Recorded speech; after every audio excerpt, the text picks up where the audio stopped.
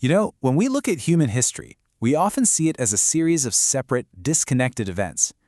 But what if I told you there's a single, unbroken story that connects us all? A chain of guidance that starts with the very first human and stretches all the way to the final prophet.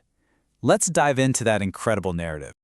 So, what is the longest story ever told? It's not some epic novel or a fantasy series. No, this story is about something much, much bigger.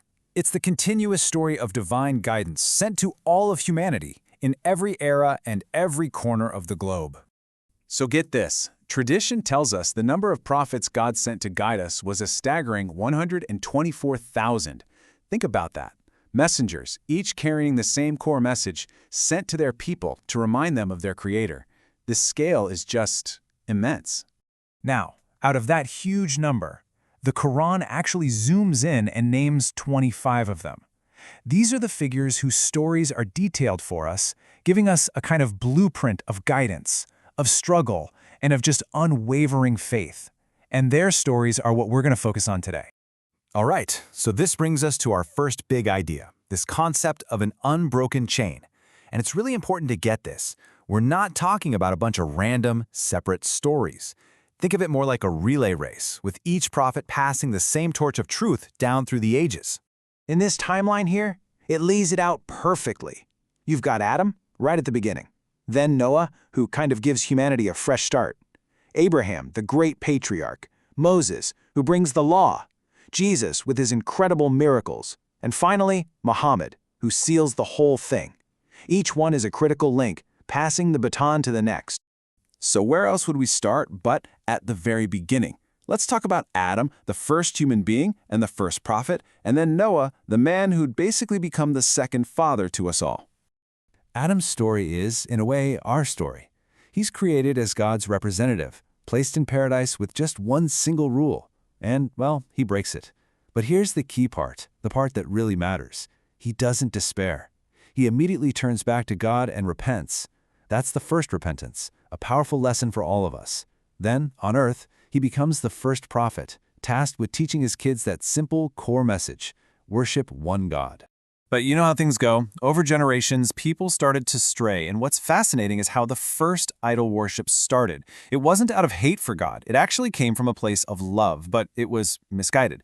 People made statues of good, righteous people to remember them, to feel inspired. But over time, the why got lost, and future generations started worshiping the statues themselves. This is where Noah comes in. The world had become so corrupt that a great flood was sent, and only Noah, his family, and the believers on the ark survived. That's why he's known as the second Adam. Just as Adam was the father of all humanity, period, Noah became the ancestor of all of us now, living on earth today, a total reset for mankind. Now the chain continues with an absolute giant, a central pillar in this story, Abraham. He's known as Khalilullah, the friend of God, and man, did he earn that title. Imagine standing up, completely alone, against the beliefs of your entire civilization. I mean, just look at the trials this man went through. He challenged his own father and the tyrannical king Nimrod. He literally smashed their idols just to prove they were powerless stones.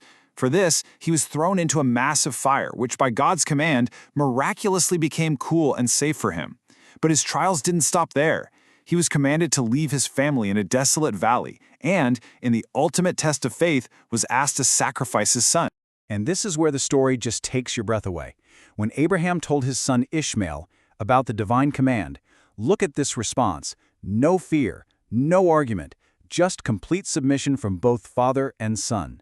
This act of devotion was so beloved by God that it's commemorated every single year by Muslims all over the world. Now, from the lineage of Abraham's other son, Isaac, came the prophets of the children of Israel. And that brings us to two of the most revered messengers in all of human history, Moses and Jesus. The story of Moses starts with some serious irony. The Pharaoh of Egypt, fearing a prophecy that a boy from the children of Israel would destroy his kingdom, ordered all their newborn sons to be killed. Yet, by a divine plan, Moses was placed in a basket in the Nile and ended up being raised by Pharaoh's own wife in the heart of the enemy's palace. You can't make this stuff up. So fast forward.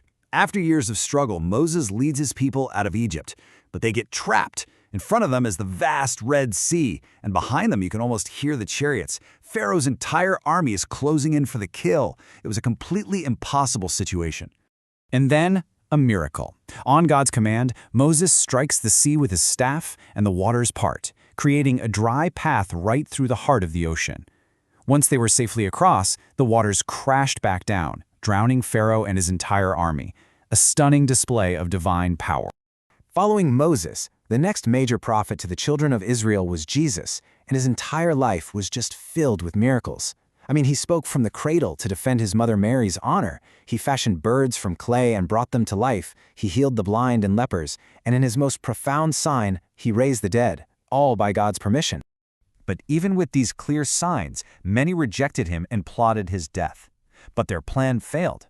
According to the Quran, Jesus was not crucified. Instead, he was saved by God and raised to the heavens, and it's believed he will return before the end of time.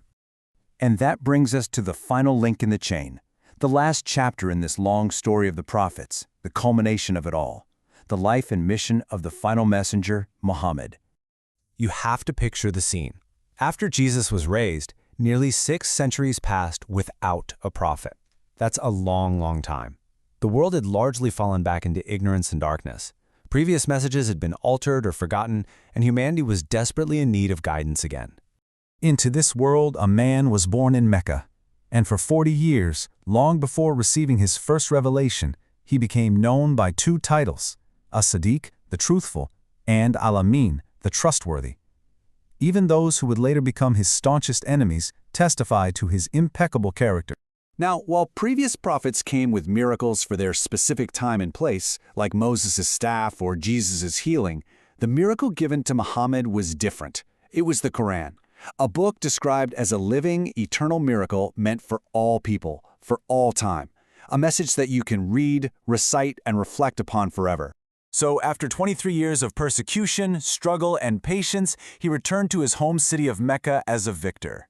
The very people who had tortured him, driven him out, and killed his followers stood before him, defeated. But instead of revenge, he offered them this: "Go, for you are all free." It was a moment that perfectly encapsulated his entire message of mercy and forgiveness. And with his passing, the chain of prophecy was complete. The final message had been delivered. Which leaves us with a final thought. The story of the prophets is the longest story ever told. The links in the chain have all been forged. But the ultimate question is, does their singular, timeless message still resonate in the world today?